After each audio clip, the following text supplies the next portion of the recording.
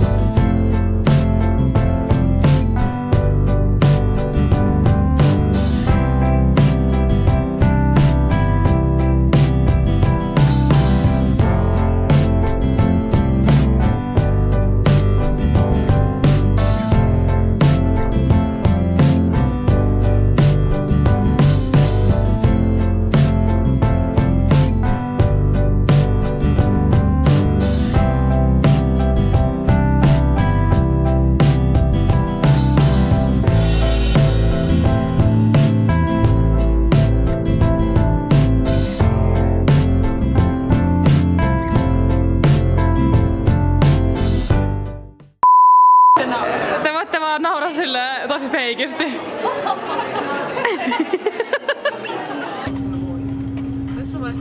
Mikä takia sä tonne mainitsit? Koska jos me ei suoriudu tästä tavoitteesta, niin mä oon tosi pettynyt. Ei ne mennä lentokoneella, mennään junalla. Otat sä video? Täällä pitää vähän kaikkea. Tultiin vähän eri junilla kaikkia.